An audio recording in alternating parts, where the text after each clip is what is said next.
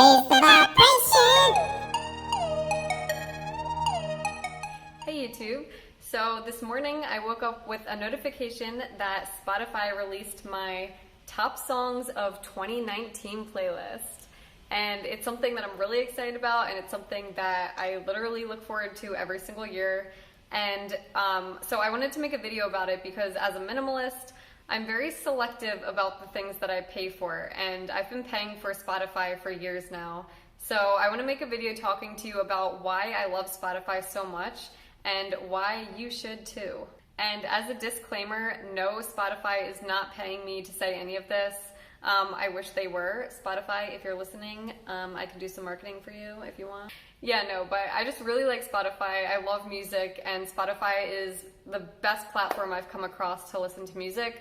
So I always tell people about it if they don't have it, if they're considering getting it, and I just want to talk to you today about my top reasons why I love Spotify over anything else. Over any other music platform, I should say. So if you're anything like me and you need music in your life, which I'm pretty sure is like everyone, then it's probably really important to you what platform you get your music from. So once buying CDs stopped being a thing, which was years ago, probably decades ago at this point, I would just use iTunes. I would either purchase songs or, to be honest, I would just get a lot of them offline.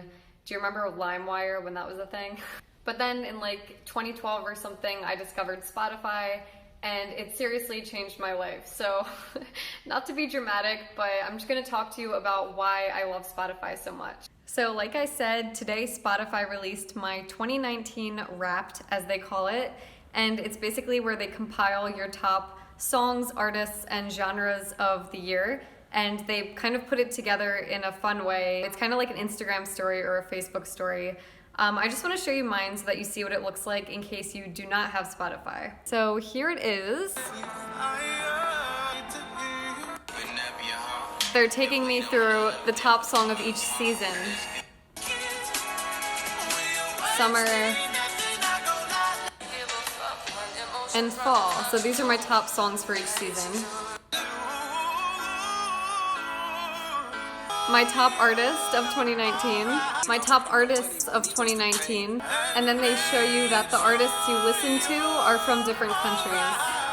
So we have Sam Smith, J. Cole from the US, The Weeknd from Canada, and they show you all the different genres you listen to for the year.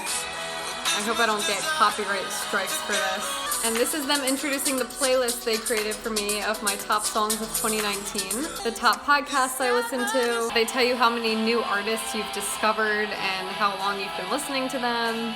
And then they break down how many minutes you spent listening to Spotify each year, which is pretty cool. And then they take you through the top song you listen to each year since you started with Spotify. Which for me, this is really nostalgic. Apparently I listened to Sam Smith a lot this year. My artist of the decade is J. Cole, no surprise. So Spotify's Wrapped feature that I was just talking about, where they take your top songs and artists and all of your data basically from the year, and they make playlists for you and things like that.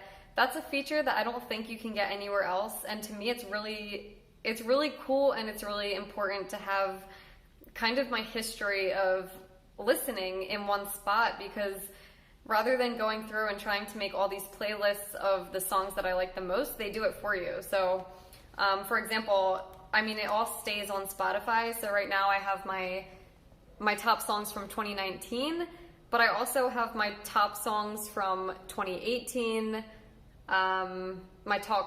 my top songs from 2017, 2016, they have it all there for you. I just really like how tailored it is to you, and I like how customized it is, because, for example, the feature I showed you for the 2019 Wrapped, where they take you through your top song from each year since you started using Spotify, that's really cool for me, because I'm sure this might be the same for a lot of people, but for me, I associate certain songs with big events in my life that were happening at that time. So when I listen to my top song from 2012, for example, it takes me right back to the event that was going on in my life at that time, or the thing that kind of defined my year.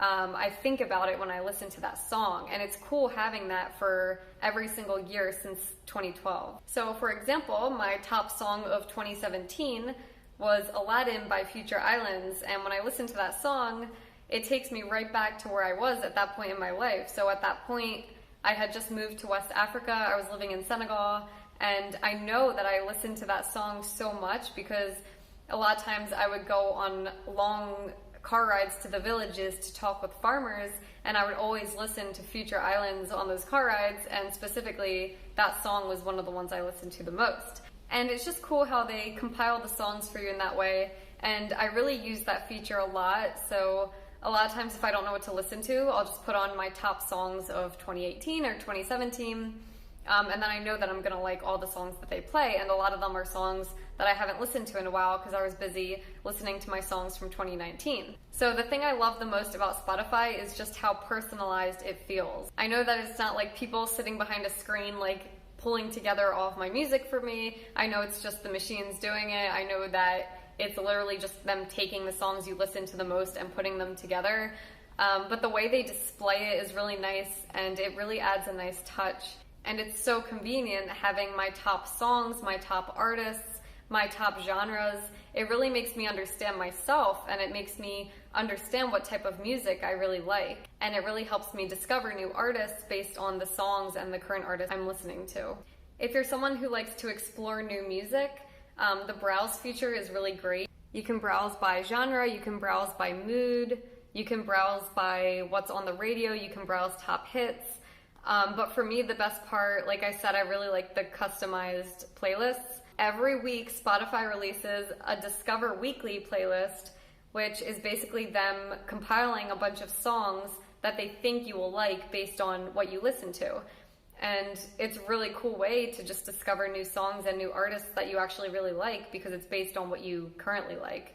So I love checking my Discover Weekly every week because a lot of times I just listen to that and I discover like a whole bunch of new artists from there that I just add to my playlists and listen to them. So I also love Spotify because you get so much at such a low cost. The fact that you can find pretty much any song or artist or podcast that you want, and you basically have access to unlimited music and podcasts, and you can download them all offline to listen to when you don't have internet. And if you do the family plan, which is what I do, you pay $5 a month, and you can even pay less depending on how many people are in your family or how many people you do the family plan with.